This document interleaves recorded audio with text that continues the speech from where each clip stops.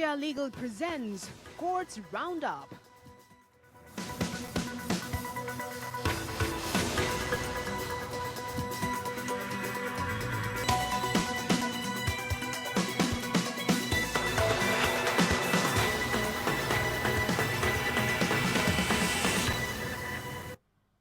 नमस्कार, मैं हूं पूजा कविया। घोमा कोर्ट्स राउंडअप में आप सभी का स्वागत है। इस बुलेटिन में अगले आधे घंटे हम आपको कोर्ट से जुड़े तमाम छोटी बड़ी खबरों से रूबरू करवाएंगे। कोर्ट की कार्यवाही और सुप्रीम कोर्ट से लेकर हाई कोर्ट और लोअर कोर्ट तक के फैसलों को आपके सामने रखेंगे। आगे बढ़ने से पहले एक नजर डाल लेते हैं हेडलाइंस पर। गुरुद्वारा ननकाना साहिब में जाने की नहीं मिलेगी इजाजत। सुप्रीम कोर्ट का केंद्र के फैसले में हस्तक्षेप से इंकार। गुरु नानक देव की 591वीं जयंती पर दर्शन करना चाहते हैं भक्त।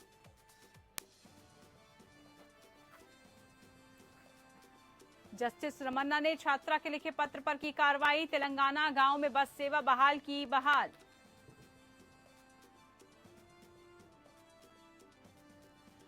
जेएनयू वीसी विशेष केंद्रों के अध्यक्षों की नियुक्ति नहीं कर सकते, दिल्ली हाईकोर्ट ने सुनाया फैसला।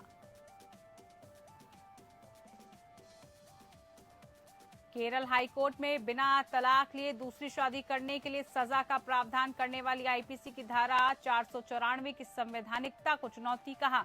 धारा है पक्षपाती, कोर्ट ने प्रतिवादी को नोटिस दिया।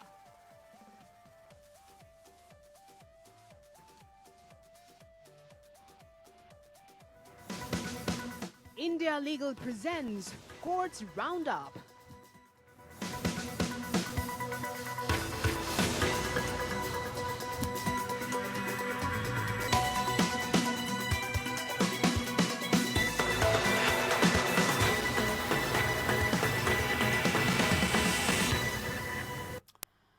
तो चलिए कोर्ट्स राउंडअप की शुरुआत करते हैं। बात करते हैं प्रधान न्यायाधीश एनवी रमन्ना की। कक्षा 8 की लड़की द्वारा उन्हें भेजे गए एक पत्र पर कार्रवाई के परिणाम स्वरूप तेलंगाना राज्य के एक गांव में बस सेवाओं की बहाली हुई है।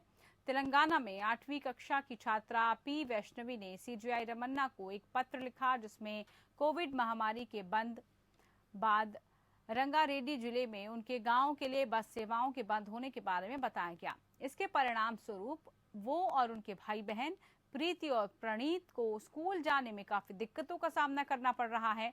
इससे उन्होंने सीजीआई से बस सेवाओं को बहाल करने के लिए हस्तक्षेप करने का अनुरोध किया। पत्र में उल्लेख किया गया कि उसके पिता का निधन पिछले साल कोविड की पहली लहर के दौरान कार्डियक अरेस्ट के कारण हुआ था और उसकी मां अल्प आय अर्जित कर रही है, इसलिए किराया देकर ऑटो रिक्शा करके स्कूल जाना असंभव है। सीजीआई ने पत्र को संज्ञान में लेते हुए इस मुद्दे पर तेलंगाना राज्य सड़क परिवहन निगम का ध्यान आकर्षित किया। सीजीआई ने निगम से कहा कि बच्चों की शिक्षा के अधिकार का सम्मान करने के लिए बस सेवाओं को बहाल करना होगा। टीएसआरटीसी के प्रबंधक निदेशक वीसी सजनार ने ट्वीट किया कि सीजीआई के हस्तक्षेप के बाद बस सेवाएं बहाल कर दी गई हैं। उन्होंने इस मुद्दे के बारे में निगम को सचेत करने के लिए सीजीआई को धन्यवाद दिया। ये पहली बार नहीं है जब सीजीआई किसी स्कूली छात्र का पत्र जवाब दे रहे हैं। जून में केरल की एक 5वीं कक्षा की स्कूल की छात्रा ने भारत के मुख्य न्यायाधीश को पत्र लिखकर उच्चतम न्यायालय को कोविड स्थिति से निपटने के लिए पारित कर आदेशों के लिए धन्यवाद दिया था। सीजीआई ने देश के प्रमुख घटनाक्रमों पर नजर रखने के लिए उसकी सराहना करते हुए स्कूल की छात्रा को जवाब भेजा। इधर सुप्रीम कोर्ट ने उत्तर प्रदेश स्थित एक विश्वविद्यालय को उस सहायक प्राध्यापक को बहाल करने का निर्देश दिया, जिसकी सेवा मार्च 2007 में समाप्त कर दी गई थी। शीर्ष अदालत ने सहायक प्राध्यापक को राहत देते हुए माना कि उसकी बर्खास्ती अवैध थी। न्यायमूर्ति डीवाई चंद्रचूड़, न्यायमूर्ति विक्रम नाथ और न्यायमूर्ति बीवी नागरत्ना की पीठ ने याचिकाकर्ता की अपील पर यह फैसला सुनाया। याचिकाकर्ता ने इलाहाबाद हाईकोर्ट के फरवरी 2008 के फैसले को चुनौती दी थी। इस आदेश में कहा गया था कि पद को निरस्त करने और उसकी सेवा समाप्त करने के विश्वविद्यालय के आदेश में ना कोई अवैधता है और ना ही कोई कमी है। शीर्ष अदालत ने उच्च न्यायालय का आदेश निरस्त कर दिया। विश्वविद्यालय को सहायक प्राध्यापक को बहाल करने का निर्देश दिया गया। पीठ ने उन्हें सिर्फ पेंशन और सेवानिवृत्ति लाभ, यदि कोई हो, उसके लिए प्रायोजन के लिए सेवाओं की निरंतरता का लाभ भी प्रदान करने का निर्देश दिया। पीठ ने 29 अक्टूबर के अपने फैसले में कहा कि उपरोक्त चर्चा के मद्देनजर हमने पाया कि अपीलकर्ता की सेवाओं की समाप्ति अवैध थी और कानून के अनुरूप नहीं थी। नतीजतन हम उच्च न्यायालय का आदेश रद्द करते हैं और अपील की अनुमति देते हैं।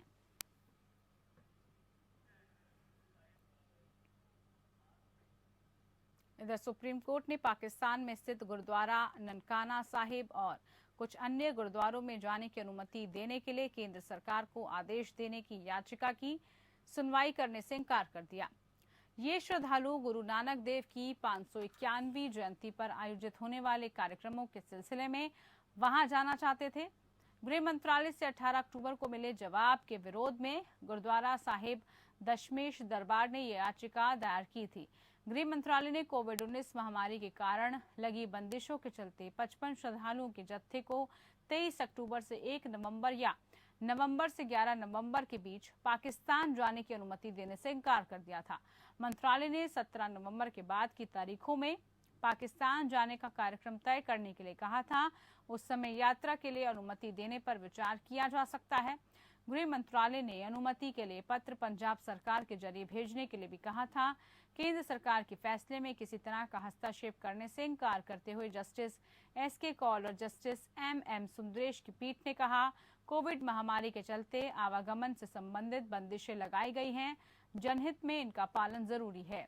उन्होंने ये भी कहा कि जत्थे में कई बुजुर्ग लोग भी शामिल हैं, उनके साथ ज्यादा सावधानी बरते जाने की जरूरत है।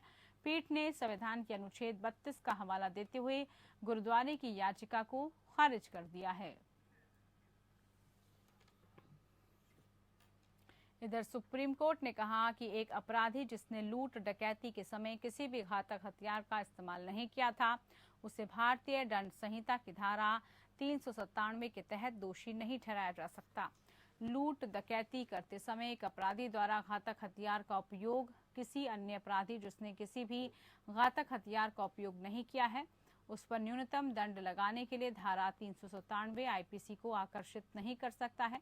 इस मामले में अपीलकर्ता आरोपियों को आईपीसी की धारा 397 के तहत दोषी ठहराया गया था, जिसके मुताबिक अगर लूट या डकैती के समय अपराधी किसी घातक हथियार का उपयोग करता है या किसी व्यक्ति को गंभीर चोट पहुंचाता है या मौत का कारण बनने का प्रयास करता है या फिर किसी व्यक्ति को गंभीर चोट पहुंचाता है, ऐसे अपराधी कारावास की जिस सजा के लिए दंडित किया जाएगा वो 7 वर्ष से कम नहीं होगा।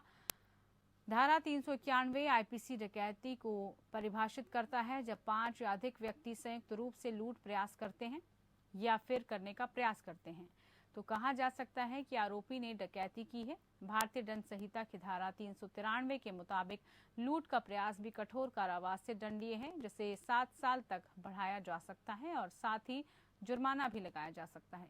पीठ ने कहा कि डकैती की लूट का बड़ा चढ़ाकर पेश किया गया है और ये कहा जा सकता है। साथ उन्होंने ये भी कहा कि प्रावधानों को एक साथ पढ़ने पर लूट का होना अनिवार्य है। डकैती को लूट का बड़ा चढ़ाकर पेश किया गया संस्करण कहा जा सकता है। अगर 5 या अधिक व्यक्ति मिलकर लूट करते हैं या करने का प्रयास करते हैं तो इसे डकैती कहा जा सकता है। इसलिए लूट और डकैती के बीच एकमात्र अंतर लूट करने या करने का प्रयास करने वाले व्यक्तियों की संख्या का होगा। मौजूदा मामले में अदालत ने कहा कि अपीलकर्ता के खिलाफ ऐसा कोई आरोप नहीं है, उन्होंने खतरनाक हथियारों का इस्तेमाल किया है। सुप्रीम कोर्ट ने एक विशेष अनुमति याचिका को सुनवाई की मंजूरी दी। याचिका ये मुद्दा उठाती है कि क्या शिक्षा उपभोक्ता संरक्षण अधिनियम 2019 के तहत एक सेवा है। न्यायमूर्ति डी.वाई. चंद्रचूड़ और न्यायमूर्ति बी.वी. नागरत्ना की पीठ ने कहा कि ये मुद्दा मनु सोलंकी बनाम विनायक मिशन विश्वविद्यालय नामक एक अन्य मामले में विचाराधीन है। मामले में एक लड़के ने अपने स्कूल की ओर से आयोजित समर कैंप में हिस्सा लिया। वो स्कूल के स्विमिंग पूल में डूब गया और बाद में उसकी मौत हो गई। उसके पिता ने स्कूल की ओर से लापरवाही और सेवा में कमी का आरोप लगाते हुए राज्य उपभोक्ता विवाद निवारण आयोग में उपभोक्ता शिकायत दर्ज कराई। राज्य आयोग ने शिकायत को सुनवाई योग्य नहीं है ये कहकर खारिज कर दिया। अपील है कि राष्ट्रीय उपभोक्ता विवाद निवारण आयोग ने मनु सोलंकी और अन्य बनाम विनायक मिशन यूनियन के फैसले पर ध्यान दिया। इसमें ये माना गया था कि शैक्षणिक संस्थान उपभोक्ता संरक्षण अधिनियम 1996 के दायरे में नहीं आते हैं और शिक्षा जिसमें तैराकी जैसी सह पाठाचार्य संबंधित गतिविधियां शामिल हैं और उपभोक्ता संरक्षण अधिनियम 1996 के अर्थ के भीतर सेवा नहीं है। आयोग ने अपील को खारिज कर दिया। मनु सोलंकी ने NCDRC ने माना था कि शिक्षा प्रदान करने वाले संस्थान जिसमें प्रवेश से पहले और साथ ही प्रवेश के बाद की प्रक्रिया के दौरान व्यावसायिक पाठ्यक्रम और गतिविधियां शामिल हैं, भ्रमण, पर्यटन, पिकनिक अतिरिक्त सह पाठ्यक्रम गतिविधियां, तैराकी, खेल भी प्रदान करते हैं। कोचिंग संस्थानों को छोड़कर उपभोक्ता संरक्षण अधिनियम 1946 के प्रावधानों के तहत कवर नहीं किया जाएगा। हालांकि पी श्रीनिवासलू और अन्य बनाम PJ अलेक्जेंडर मामले में माना गया कि शैक्षणिक संस्थान उपभोक्ता संरक्षण अधिनियम 1986 के दायरे में आते हैं और शिक्षा एक सेवा है।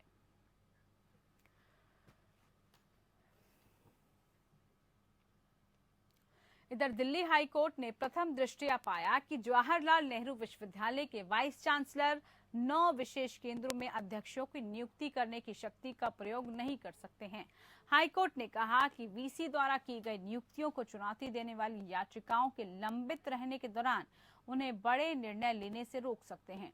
न्यायमूर्ति राजीव शकधर और न्यायमूर्ति तलवंत सिंह की खंडपीठ एकल न्यायाधीश द्वारा पारित एक आदेश के खिलाफ एक अपील पर सुनवाई कर रही थी, जिसमें उन्होंने 9 प्रोफेसरों की नियुक्ति पर रोक लगाने से इनकार कर दिया था। इन प्रोफेसर को VC द्वारा विभिन्न विशेष केंद्रों के अध्यक्ष के रूप में नियुक्त किया गया था। न्यायालय का यह भी विचार था कि VC उस स्थिति में शक्तियों का प्रयोग कर सकते हैं जहां तत्काल कार्रवाई की आवश्यकता होती है। इसके बाद संबंधित प्राधिकरण को इसकी मंजूरी प्राप्त करने के लिए सूचित किया जाता है। इसे देखते हुए पीठ ने कहा कि इसलिए प्रथम दृष्टया उत्तरदायित्व को ध्यान में रखा गया है। जिस रास्ते पर वो आगे बढ़ रहे हैं शायद वो रास्ता सही नहीं है। इसके बावजूद ऐसा प्रतीत होता है कि संबंधित केंद्रों के अध्यक्षों की नियुक्ति के लिए प्रतिवादी नंबर 2 आगे बढ़ा गया है। कोर्ट ने कहा कि रिट याचिका में नियुक्त किए गए 9 अध्यक्ष की नियुक्ति से संबंधित लंबित निर्णय और विशेष केंद्रों से संबंधित चयन को पूरा करने समेत कोई बड़ा निर्णय नहीं लेंगे।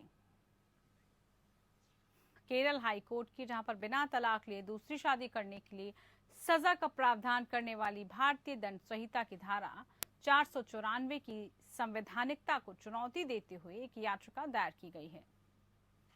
जब मामला कोर्ट के सामने आया तो जस्टिस के हरिपाल ने प्रतिवादियों को नोटिस जारी किया।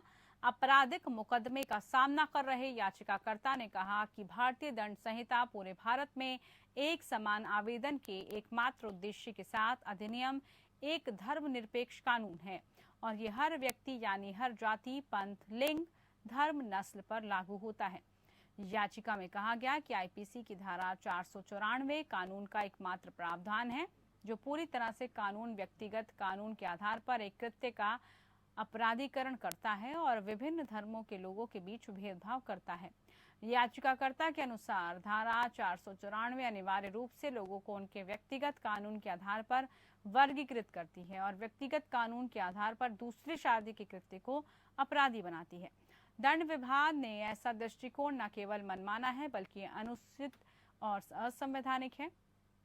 इसलिए इसे संविधान के अनुच्छेद 14 का उल्लंघन करने का तर्क दिया गया क्योंकि ये समानता के संवैधानिक जनादेश के मूल सिद्धांतों के खिलाफ है। ऐसी परिस्थितियों में याचिकाकर्ता को IPC की धारा 494 की संवैधानिक वैधता को चुनौती देने और हिंदू विवाह अधिनियम की धारा 17 की सीमा को सीमित करने के लिए अदालत का दरवाजा खटखटाने के लिए किसी अन्य वैकल्पिक प्रभावकारी उपाय से वंचित किया गया है।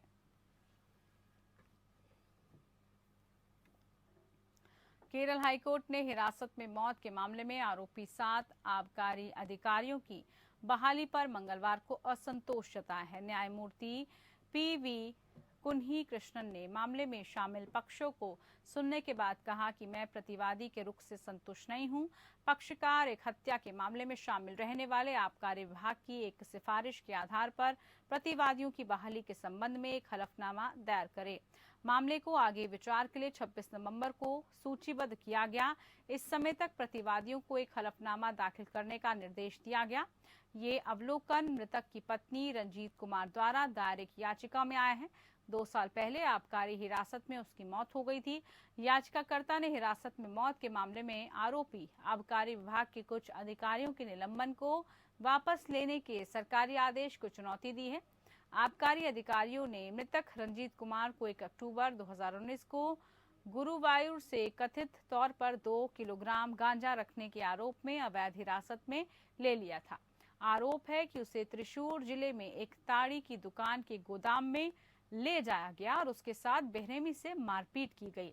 चार्जशीट के मुताबिक कुमार ने उस शाम दम तोड़ दिया। याचिकाकर्ता ने प्रस्तुत किया कि आरोपी आबकारी अधिकारी एर्नाकुलम में मुख्य न्यायिक मजिस्ट्रेट कोर्ट के समक्ष अभियोजन का सामना कर रहा है, इसलिए सेवा से निलंबन की वापसी और उसी विभाग में उनकी बहाली को अवैध बताया गया। अदालत ने याचिकाकर्ता के रुख से सहमति जताई और सेवा में उनकी बहाली की निंदा की। कोर्ट ने कहा कि अगर इस हत्या का आरोपी एक सामान्य नागरिक होता तो ऐसा नहीं होता।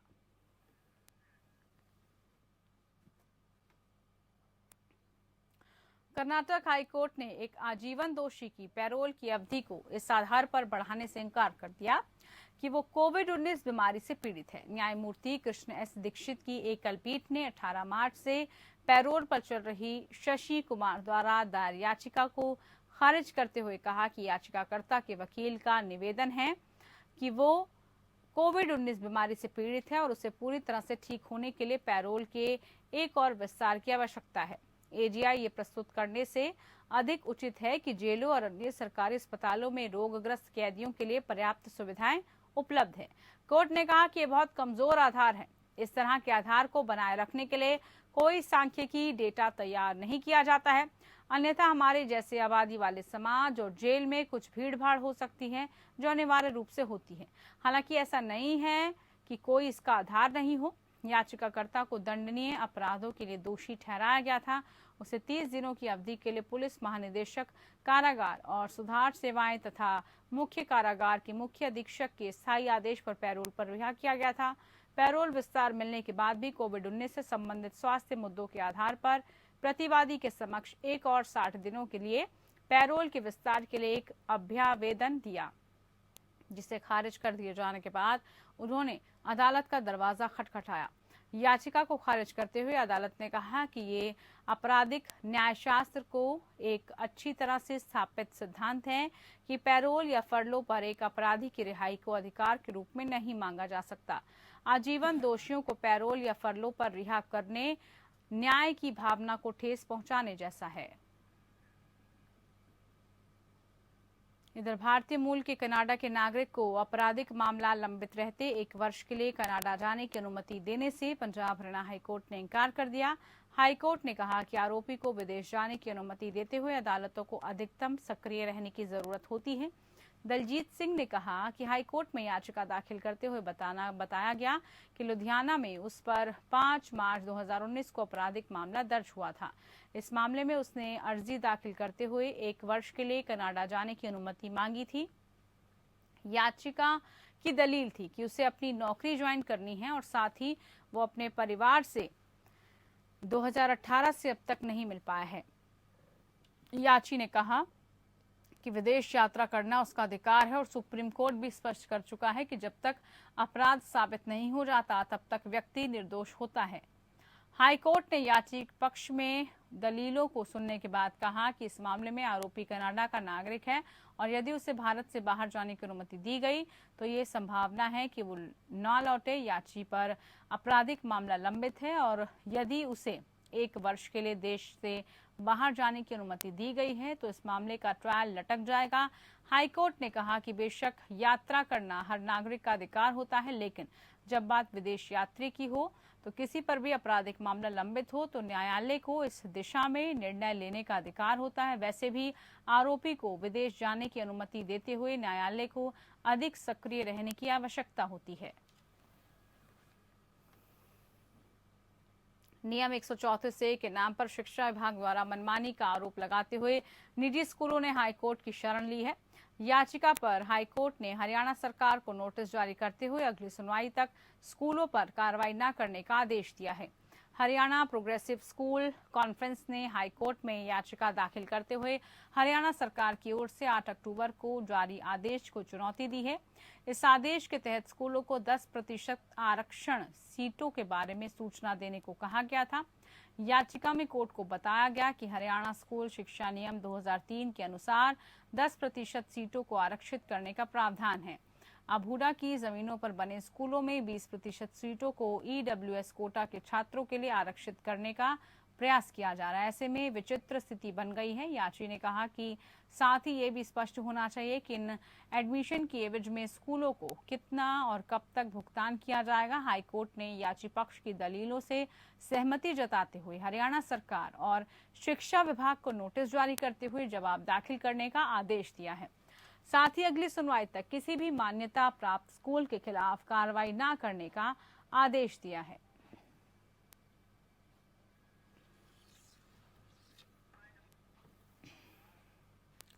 चलिए इसी के साथ कोर्ट्स राउंड अप में फिलहाल के लिए इतना ही। आप बने रहिए हमारे साथ। नमस्कार। India Legal presents Courts Roundup.